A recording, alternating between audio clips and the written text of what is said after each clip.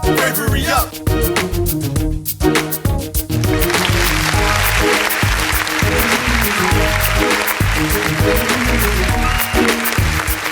Coming live from Bravery Studios in Clifton, New Jersey. It's another episode of Game Face. I'm your host, your boy, Face Brown.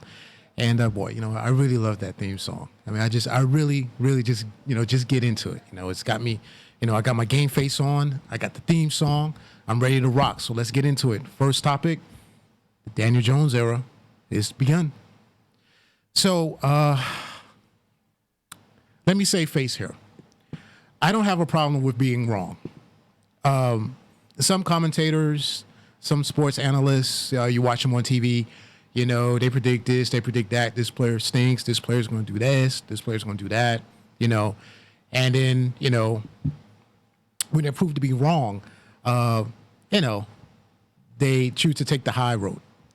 Look, Daniel Jones, I said last week that Eli Manning should be starting this game, okay?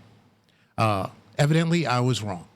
I have no problem with being wrong. The face man has no problem with being wrong, okay? I actually thought that if you took Eli Manning out of this game, the Giants would not have a good chance to win. I thought you would just be giving up on the season. Evidently, Pat Shurmur saw something different, okay? They saw something in Daniel Jones. And look, we've been seeing it all preseason, He's very poised. He's played very well. Has he been perfect? No, he's made a few mistakes. But we've seen the poise of this young kid. And yesterday, he gave the Giants fans something a glimmer of hope and something to be happy about, something to be, I can't remember the last time as a Giant fan that I, was this happy at the end of a game, that I celebrated, that I jumped in the air.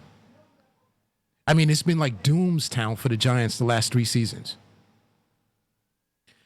But Daniel Jones gave the Giants a glimmer of hope. Like I said, he was poised. I mean, he played the part, and I was wrong. Evidently, there was things that he could do outside of the pocket, avoiding the rush. And look, he did get sacked a couple of times, and that offensive line did not play well in the second half. Now, in the last drive, they did what they had to do. But let's be honest, Shaq Barrett, who looked like the second coming of Reggie White, okay, and that boy is bad. I'm telling you, that kid is bad. But Shaq Barrett just made Nate Soldier look very old. That's the type of tape you don't want your kids or your family to see. You don't want them to see that film, okay? Because he completely embarrassed Nate Soldier, okay? But the kid overall, he got hit, he got back up, he made all the big throws. Now he had 2 fumbles, okay? So he wasn't perfect. Was not perfect. He had 2 fumbles. He should have had another interception that was dropped. And he's going to make mistakes. He is a rookie. He's not going to be perfect. Those are growing pains. But overall, his performance was just very, very impressive. And I was wrong. I was 100% wrong. I didn't like the fact that they took him at number 6. I thought they should have went with a pass rusher. As you can see, that defense still stinks. Now, they were able to make a couple of plays, big plays, down the stretch during that game yesterday against Tampa. But overall, that defense still stinks. But, I felt like they should have got a pass rusher, a Ed Oliver, a Allen, a White, an impact player on defense at number 6. And then with the 17th pick, then go with Daniel Jones. So, hey, look, I admit I was wrong, and I'll happily be wrong.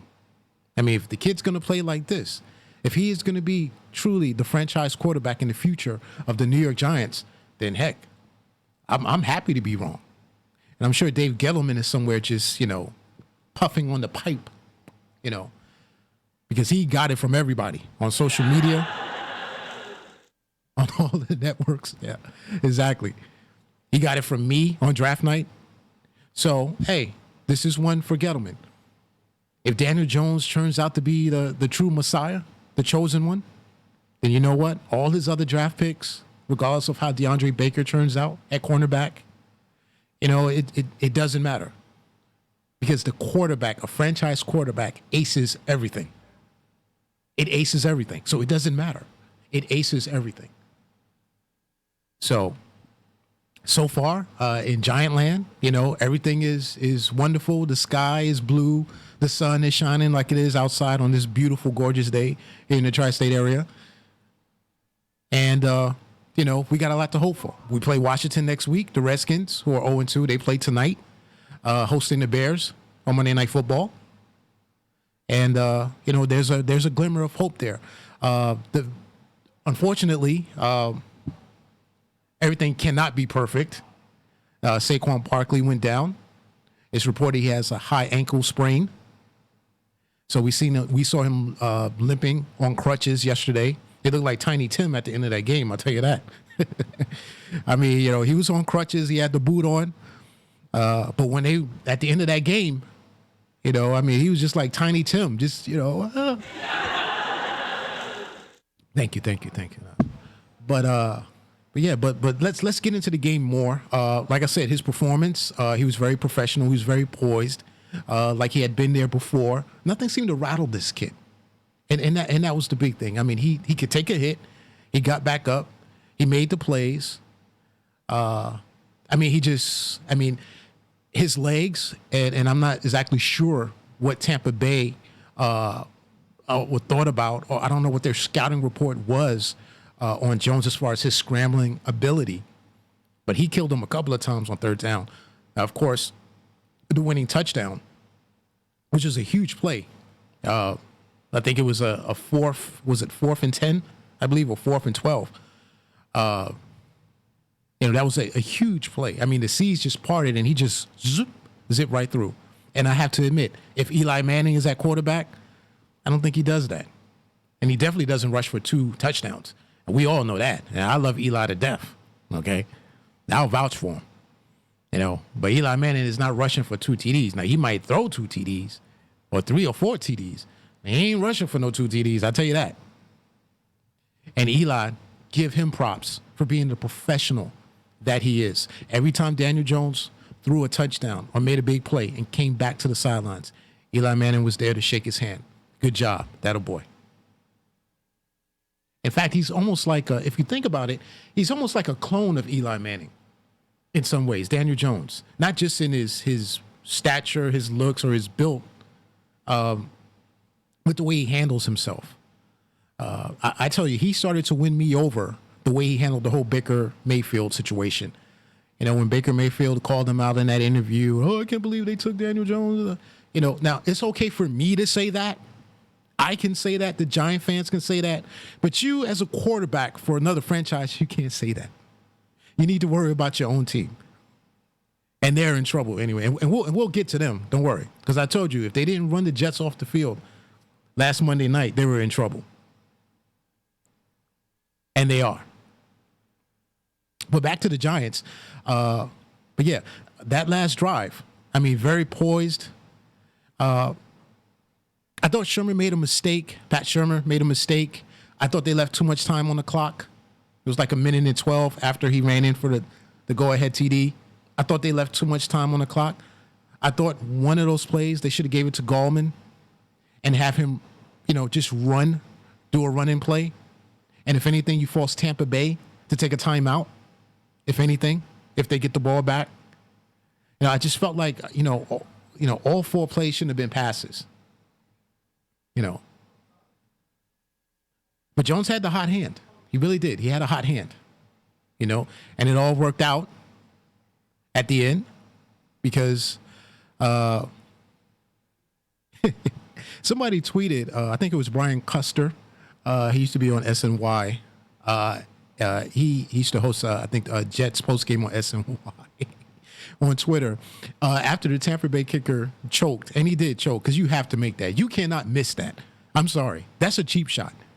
Okay? That's like an old extra point where they used to line up the old extra points at.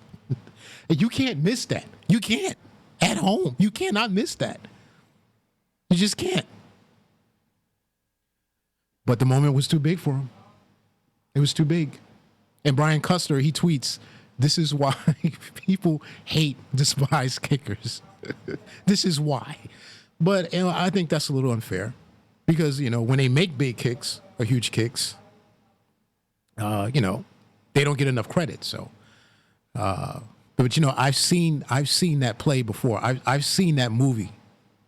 The minute Daniel Jones ran into that end zone, and I saw how much time was left on that clock, over a minute, I knew it was too much time.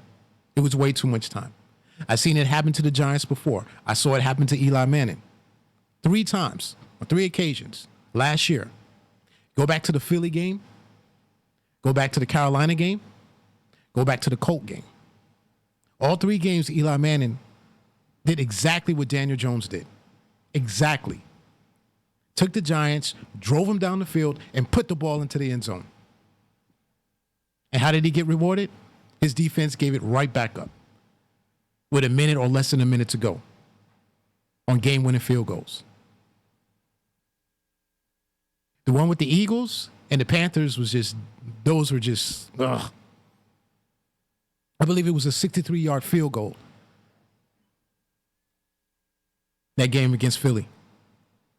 So Eli Manning, for all the bravo and the bravado for Daniel Jones. Oh, only Daniel Jones could have did this. Eli Manning, it's obvious he couldn't do this. Well, Eli Manning has done it. Just that he had worse luck. The kickers actually made the kicks, impossible kicks. This was a cheap shot. And he choked. The moment was too big for him. And maybe that's a sign of destiny. Maybe that's a sign of good fortune. A sign of change for this franchise. Now, you still got to work on that defense because Janoris Jenkins was a disgrace at cornerback. I mean, Mike Evans, and I know Mike Evans is a beast. But he owned Janoris Jenkins, especially in that first half. In that last play, when Winston hit Mike Evans, what was it, 40 yards, 40, 50 yards, whatever it was. Janoris Jenkins wasn't even in the picture. He wasn't even on the TV screen. He just, after holding him down for most of the second half, or pretty much all the second half, that was his first catch of the second half. Give the Giants credit. Give their coaching staff credit. They made adjustments in the second half. Instead of going from man press like they did in the first half, they switched it up a little bit. Played a little man zone. And that confused Winston. And Winston, once again, it's just, that kid is an enigma. He really is an enigma. He was playing great. Okay. The Giants make their adjustments defensively. He has problems reading the zone. Much tougher throw when you got to put it in a pocket or in a certain area, space, and read it, than having your man or your receiver just beat the defender and lay it out for him. Those throws are much easier to read. But Winston, once again, he's an enigma. This is a terrible interception he threw. Terrible interception, which was the Giants' first turnover of the year. After 12 quarters? Came at a wonderful time. But you cannot make that throw if you're Winston. You just can't. You cannot make that throw. You can't turn it over there. That's a terrible job by Winston. And once again, this is why you hear the rumors in Tampa. Whether they'll go in another route at the end of the year, or depending on what their record is before the season even ends. Who knows? The talent is there, but, you have to be focused. And you have to make the plays. You have to make the right decisions at quarterback in this league. But back to Daniel Jones and the Giants and this wonderful victory. Feels almost like a playoff victory. The Giants haven't won a game like this in so long. Great job by the Giants. They made the plays defensively on that last drive. Not the last drive after the Giants scored, but the drive when they had 3rd and 1 before the Giants got the ball. and took the lead. Big play by Michael Thomas, making that tackle on 3rd and 1. If Tampa makes that first down, the game's pretty much over. They can run out the clock. Very good job. Big plays. Finally, someone stepped up and made a big play. Now, they still almost lost at the end because they gave it up to Mike Evans with Janoris Jenkins. And, the kicker missed, he missed the cheap shot. But still, at least the Giants showed you something, even with their best defensive player going out with a hamstring pull, an Ogletree. At least they showed you something. They competed, and that's what you look for. That's all we look for. At least compete. And it was a different feeling. It was a different feeling out there. I have to admit, they seemed energized. Now, for Eli's credit, he did not have Shepard last week. He didn't have this kid Slayton, who pulled his hamstring during the preseason, who all of a sudden looked like the second coming of Jerry Rice and Andre Reed. I mean, the guy's catching everything. Jumping up, snagging balls in the air. Where did he get this guy from? Ingram had a great game, over 100 yards receiving. Took that big crossing pattern straight down the sideline. And that's what this offense is capable of. The only thing was missing was Saquon. So, and once again, we'll try to get an update on that. I do know he had an MRI. And like I said, it was reported that he has a high ankle sprain. So you definitely won't see him next week. You probably won't see him for a couple of weeks. Call in. Tell me what you think. The number is 862-681-9536. Tell me about the Giants. Is Daniel Jones for real? Is he going to take the Giants to the Super Bowl? Is he that next Hall of Fame quarterback? Because I'm hearing all kind of things on social media. Oh, I'm in love with him. I'm in love. It's love at first sight now. Yeah, you were the same hypocrites that were booing him on draft night. The same hypocrites that was booing him at Yankee Stadium, which he did not deserve, by the way. Regardless of how I felt, he did not deserve to get booed at Yankee Stadium. But it just showed you how much people loved Eli Manning. Two-time Super Bowl winning MVP, Eli Manning. So. And I tell you another thing. Giants were lucky too. Something else I cannot figure out for the life of me. They win the toss, right? You win the toss. Why the hell would you defer with that defense? Why? That defense is ranked last in almost every category. I just told you they just got their first turnover of the year after 12 quarters. And you defer? That was real smart. You got a young rookie quarterback. And you put him in a hole. If you win the toss, why not put him on the field? I did not understand that. Let him go on the field first. Todd Bowles' defense is not that great. Believe me, we had him here in New York for a couple of years, the Jets. We know. But I could not believe it. Giants win the toss, but they defer. They'll put their defense out there. And what did they do? Tampa drives right down the field and sticks it in the end zone. Yeah, that was smart. That really worked out, right? Once again, give the Giants some credit and give the players some credit too.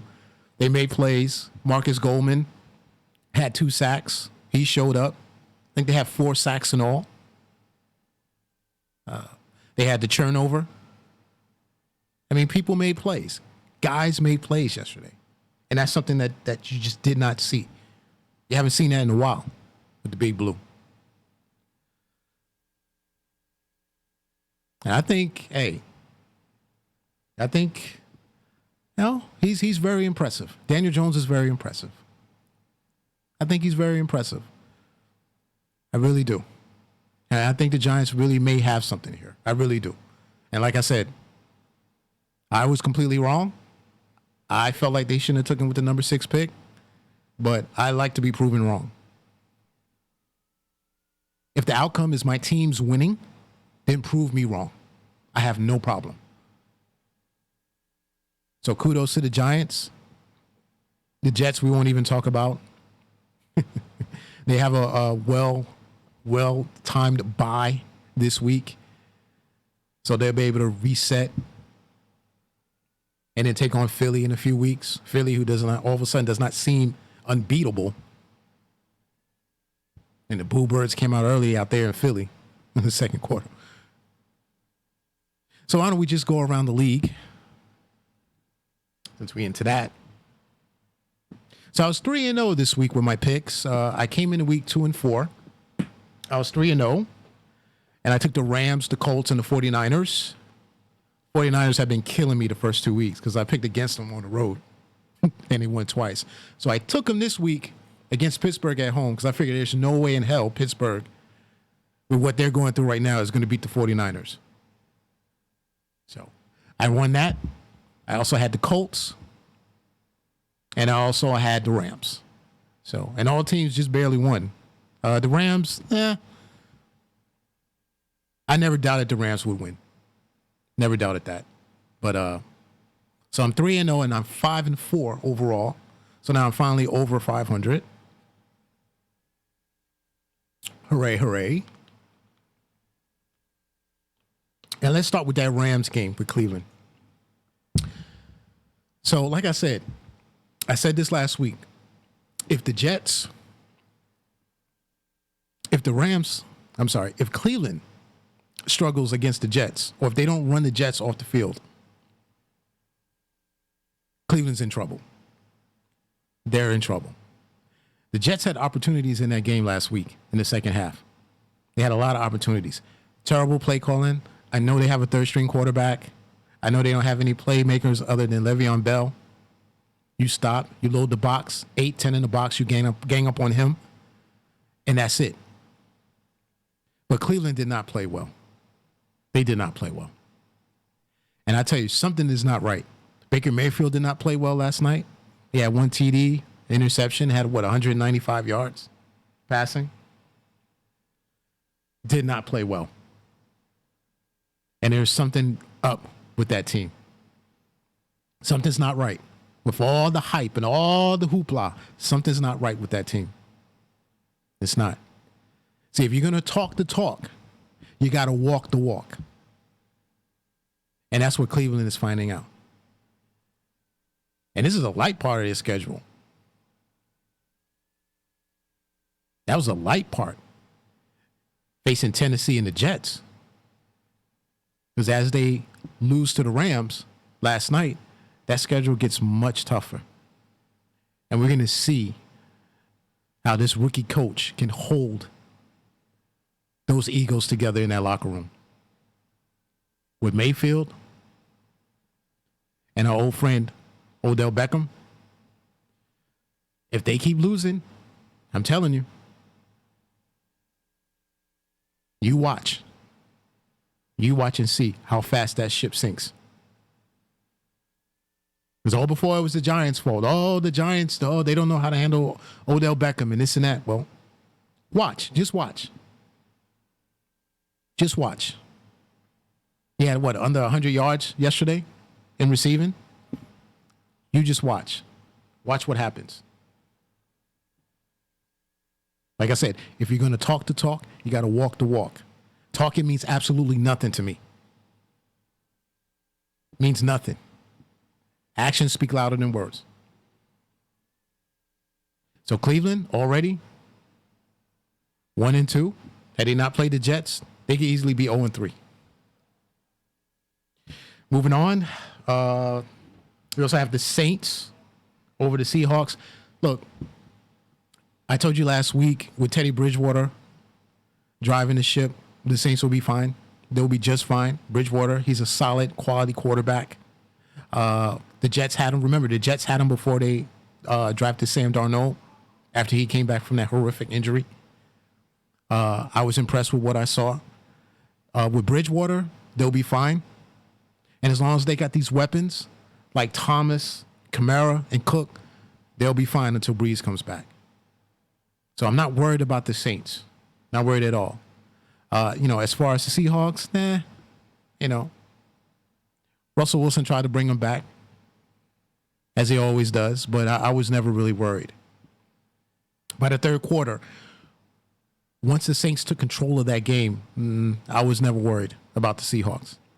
And that's saying a lot because they were at home. But that's saying a lot. And he finally got a turnover. And you can see the chuckle on Sean Payton's face, the head coach, when they got the turnover and it wasn't overturned, or no whistle was blown, no phantom whistle or anything like that. And it's kind of like, yeah, we finally got one. But the Saints will be fine. I'm not worried about the Saints. Next week they'll square off against the Cowboys, who are 3-0. Hey, look. Anytime the Cowboys start off 3-0, now they've played nobody. Okay, the combined record of the teams, the first three teams they've played, are 1-5. With the Giants winning yesterday, finally getting their first win. So they've played absolutely nobody. Okay. But down there in Jerry's backyard, in Jerry's palace, down there in Texas, you can kind of just get this feeling. Giants are 1-2. Redskins are 0-2. Philly, who's completely overrated in my book. I don't know why everybody picks Philly every damn year. But Philly, they're 1-2. So if you're the Cowboys and you're a Cowboys fan, you're kind of like, we're 3-0. Division's not looking good. Hey, we could run away with this. They're still not better than the Rams. And to me, they're not better than the Saints. So, but like I said, we'll find out next week when they face off. Breeze will not be playing. So is that going to, as good as I said Bridgewater is, he's not Drew Brees. Very few people are. Or players are, but,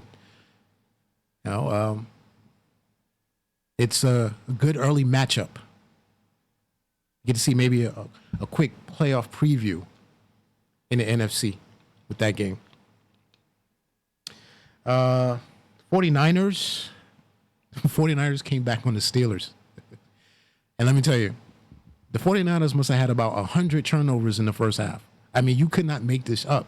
And I was going crazy on the couch. I was absolutely losing it. Because, of course, I picked the 49ers. I picked against them the first 2 weeks on the road, and they won.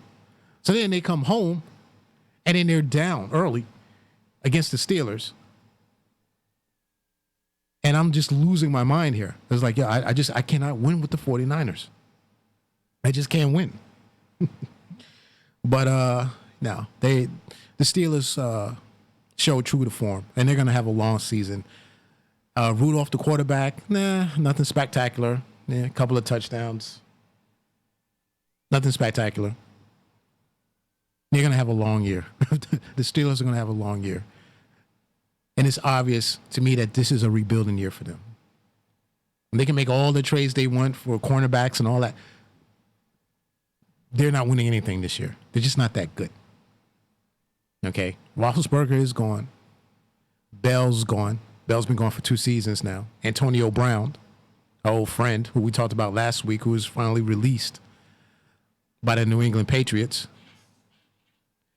And I told you guys, I said last week, this guy should not be in a uniform. It is a disgrace to the league that this guy is in an NFL uniform. I told you that. And sure enough, it happened. I mean, if you're dumb enough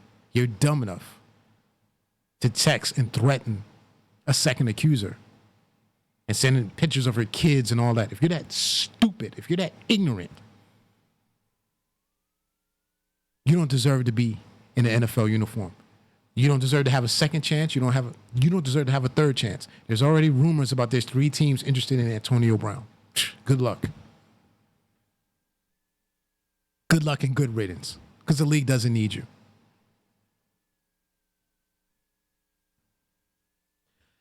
Back to the Steelers. Hey, they knew what they were doing when they released them. Like I said, they're going to have a long year.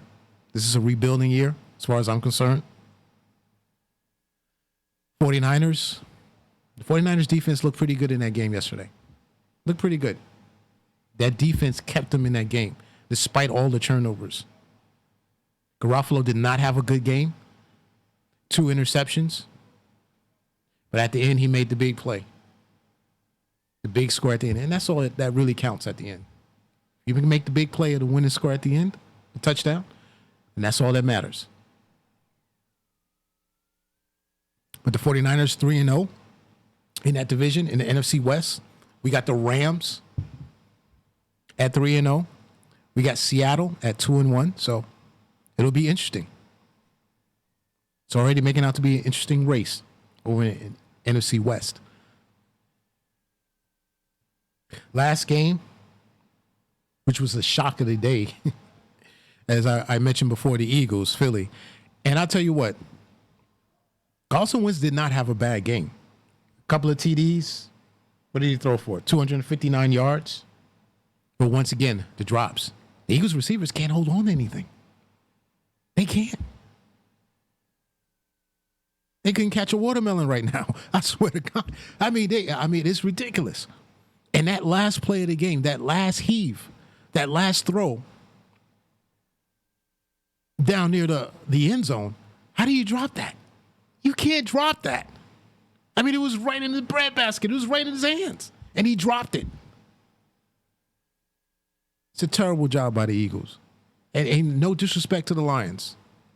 No disrespect. But, and if Matt Stafford doesn't turn the ball over, he can win you some games.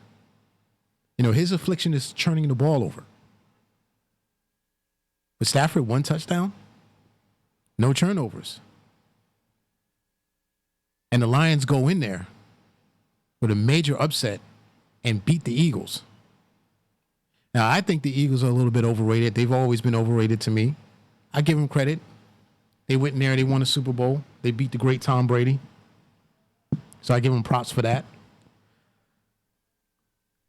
But the Eagles, to me, have always been overrated. A little bit overrated by the league to me. This big-time defense has done nothing so far. They have not made any big plays. They've done nothing. And they can't run the football. I mean, what did they rush for? 53 yards? 58 yards against the Lions at home? That's not going to cut it. It can't be all on Wentz. As much pressure as there is on Carson Wentz because of Nick Foles and that Super Bowl win, he can't do it by himself. He has to have help. And right now, the Eagles, I just can't explain it.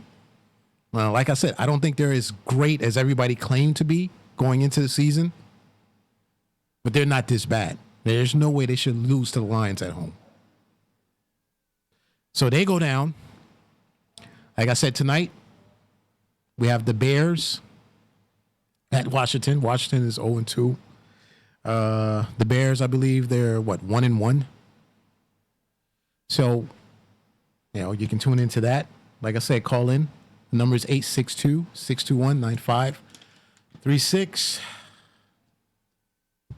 We'll go into our second topic, and that would be college football. Get a little bit of that college football in here. See, you didn't know I knew about college football, did y'all? See? Because we didn't cover college football the first 2 shows. But we only got an hour here, so, Face got to do, what he can do. So, yeah. So. But I think the top 2 stories first is Jim Harbaugh, who is a complete disgrace in Michigan. All right.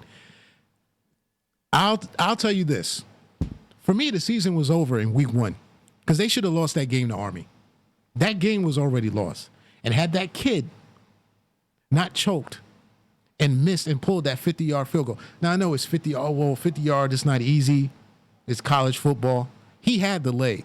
He just yanked it. He choked it. The moment was too big for him, just like in the Tampa game. But they were outplayed by Army, and that was a disgrace. They made the Army defense look like the 85 Bears. Okay? And I'm prior Army, if you didn't know, veteran. So, I was rooting for Army, but, I mean, there's no way that game should have been that close. No way. That's a terrible job by Jim Harbaugh. So they should have been 0-1 to start the season. Then they come out on Saturday, and they get ran over by Wisconsin. I mean, completely ran over. I mean, you had guys missing tackles. You had guys out of place in the wrong position, lined up wrong formations. They look like they didn't even belong on the field with Wisconsin. And this guy's got a multi-million-dollar contract, Jim Harbaugh. This is what you brought him back to Ann Arbor for? He's an utter disgrace. He's stealing money. He's stealing money. You know, they're 0-15.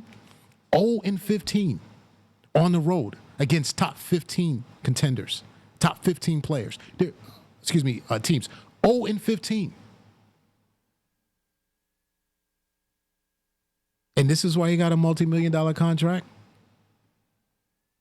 This is why the Golden Boy came back home to his alma mater in Michigan for this. And I heard all kind of college insiders saying how, oh yeah, this is the year they're going to beat Ohio State. This is the year. It's set up. Really? You really think they're going to beat Ohio State? You even think Ohio State is even worried? What a disgrace. I've never been a Jim Harbaugh fan. Never. I have never been a Jim Harbaugh. I've always thought he was a little overrated.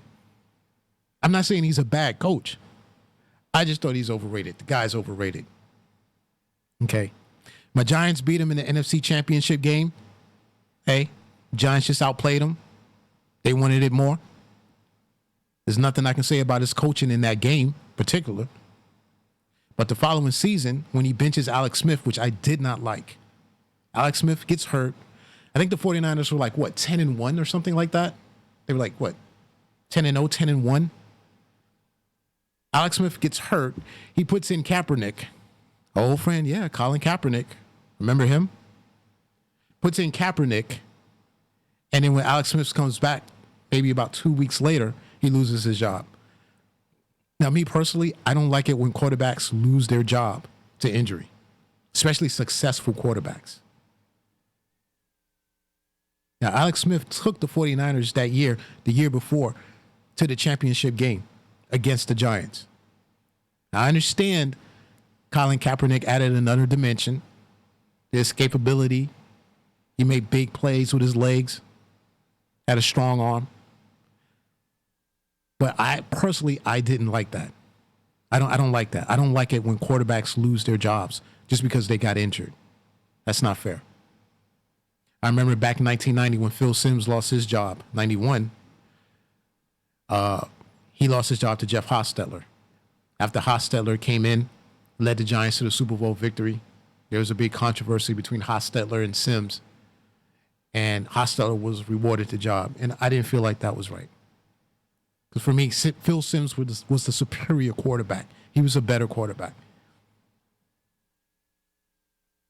And even though you can question whether the Giants would have won that championship game in San Francisco because of Hostetler's mobility, I mean, you can't question that. But still, you shouldn't lose your job because of injury. So I did not like that move by Harbaugh, by benching Alex Smith. And then, of course, they lose the Super Bowl. They come up a dime and a nickel short right at the end zone. He loses to his brother, John Harbaugh. And then you hear all this, well, if you're going to lose to someone, lose to your family member. Look, do you honestly think that he wanted to lose that Super Bowl to his brother? Do you honestly believe that? Are we to believe that to his sibling, somebody that he has to see every Christmas and Thanksgiving? Every time he passes the mashed potatoes and the Salisbury and the cranberry sauce, he's got to look at John and know that, hey, I beat you in the Super Bowl. I trumped you. No matter how much they play it off. I have always thought Jim Harbaugh was overrated. Not saying he's a bad coach. But I've always thought he was a little overrated. And this Michigan program is a disgrace right now. It is a disgrace. And I can't see either he takes a pay cut or they force him out. Because when they play Ohio State, it's going to get ugly. You think it's bad now? Wait till they face Ohio State. And you know Ohio State is going to run it up. No holds barred. They are going to destroy Michigan and make an example out of him. And he's actually from Ohio. That's the funny thing about it, Jim Harbaugh. He's actually born in Toledo, Ohio. But he was brought there pretty much to win the big games. And he has not done it. You can't go 0-15. You can't on the road. I don't care if it's on the road. I don't care if it's in another galaxy. You can't go 0-15 against top programs on the road. You just can't. It's a terrible job. I tell you, these college coaches, these contracts, I don't know. What do you think about it? Like I said, the number is 862-621-9536. Call your boy Face. Let me hear from you. The other big story, of course, is Notre Dame losing to Georgia.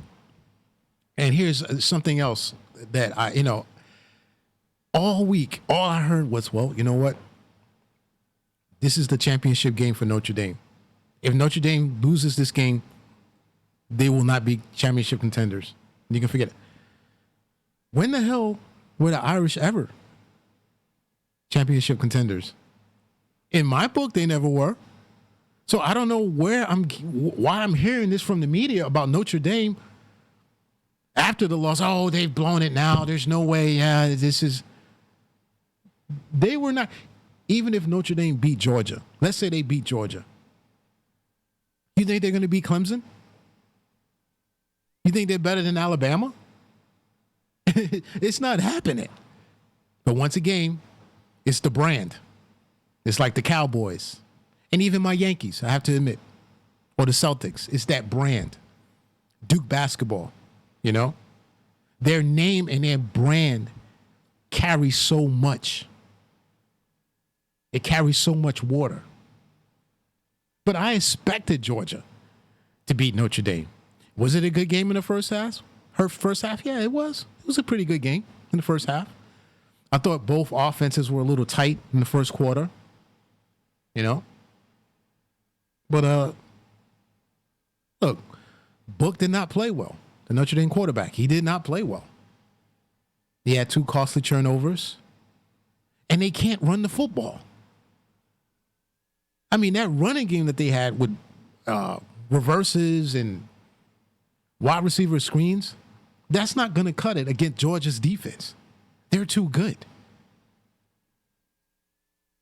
So before you think about getting a championship or being contenders, why don't you try running the football a little bit? Because that running game was an embarrassment. Okay? And Brian Kelly, he's another one. Overpaid coach. He's another one. I mean, what has Brian Kelly done? He's done nothing. What does he want? He's won nothing. All I got to hear is Brian Kelly this, Brian Kelly that.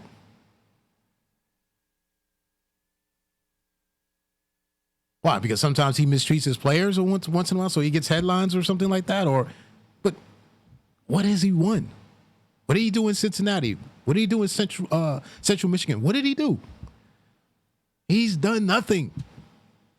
But he's the head coach of the Notre Dame Irish. It's like being the quarterback of the Dallas Cowboys. He ain't got to be that good. It's the title. It's the position. And they need to be embarrassed, and they ought to be embarrassed. With that whole playing like they're injured, faking injuries, you got to be kidding me. I mean, what a disgrace. What do you think you're doing? Barbara Matthews. Barbara Matthews was my 6th grade teacher. That was her line. Like, what do you think you're doing? What do you think you're doing? And then I got to hear the announcer sits there and says, well, if they see it, if the officials see it, and they can prove it, then they can call it. Who the hell can't see it? Stevie Wonder could see it. I mean, the defender. As soon as the Georgia quarterback came up to the line, as soon as he came to the line, the defender grabs him and he falls down. He goes down. And you see the quarterback. You see the quarterback pointing like, and he didn't see that. Nobody saw that. The whole stadium saw it. That's why they were booing. They were giving the Irishman the deal. And he did it more than once. So how did the officials not see it? That's a terrible job by the officials. I mean, you got to be kidding me. I mean, guys were just falling out. Like Ric Flair. You ever watch WWE? You know how Ric Flair used to do that flop? Just boom, just go down. I mean, they were flopping everywhere. As soon as Georgia tried to get to the line. Unbelievable. What a disgrace. Oh, man, you can't make this up. You really can't. But give the Georgia quarterback credit. He made the plays down the stretch. Didn't have big numbers. What did he do? What did he pass for? A little under 200 yards. But he made the big plays and the big throws. And that's what counts. The running back Swift, he had, 98 yards rushing? He's a big-time player. Big-time player. So Georgia is loaded. They're loaded. I never expected Notre Dame to win that game. Question is, now, for Georgia, how good are they really? Because they can never win a big game. When was the last time Georgia won a big game? It's been decades since the last time Georgia has won a big game. So can they? If they win, or it's not a matter of if or when they get into the playoffs, can they win? Can they step up and seize the moment and play in the big moment? Because they've had the talent. That program has had the talent.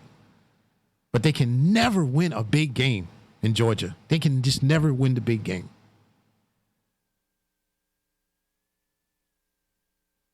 As far as the Irish, yeah, they're better this year. They're better a little bit offensively. They're not that much better.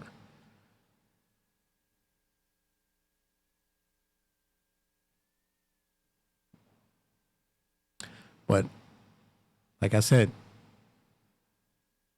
Brian Kelly, our friend Jim Harbaugh, or let's not forget Chip Kelly out there in UCLA. That's another one stealing money. My God. And it is amazing how these coaches have won nothing. Won absolutely nothing. And make all these millions of dollars. What an embarrassment. What an embarrassment. So we got about 10 more minutes left. And let's do a prelude. What do you think about that, Marvin? I want to let's dip into some. Yeah, he can dig it. Let's do into some baseball. Because we got the playoffs. The postseason is coming up. Yes, baseball. We will talk a lot of baseball on this show. Do not get it twisted. So if you don't like baseball, I don't know what to tell you. All right. You got a diehard Yankee fan here. But objective. Very objective. As always. But we will talk Major League Baseball, and we may even have some guests next week. So you're going to want to tune in. I'm telling you, you're going to want to tune in. Got some good stuff for you coming up next week, next Monday at noon. But as far as the baseball, the wild card race, look, here, the Mets are, 4.5 games out. There's like a week left to play.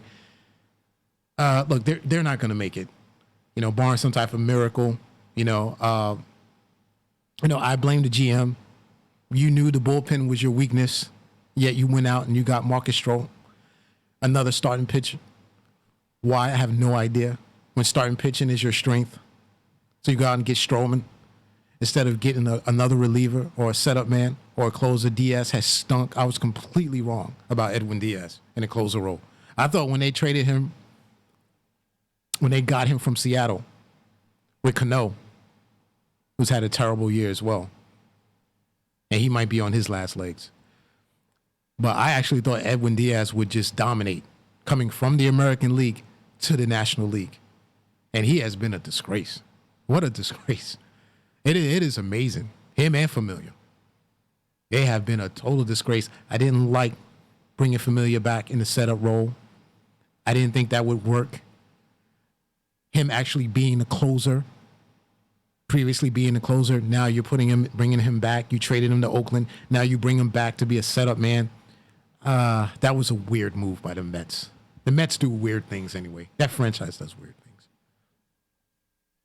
Anyway, the Mets 4.5 back out of the second place wild card. The Cubs are 4 back. And you might see the end of Joe Madden there as the manager of the Chicago Cubs. Now, he might be gone. This might be his last year with Theo Epstein over there in Chicago. And Chicago has no business not making the playoffs. But right now, they're trailing. They're 4 games behind Washington. And I give Washington credit. They played well, especially in the second half. But they're trailing Washington, and they're playing the Milwaukee Brewers without Christian Yelich. And all they've done is won without the reigning MVP. And that is an outstanding job by that organization. Outstanding job by the manager. Outstanding job by the players. I still think the best team is the Dodgers. You got Atlanta. They've already clinched. The Phillies, they're done. But the Mets, yeah. I think if Brody had to just went out and got some help in that bullpen, just a little bit of help, maybe, just maybe, the Mets would be sitting in one of those wild card spots. Because I picked them to make the playoffs. I really did.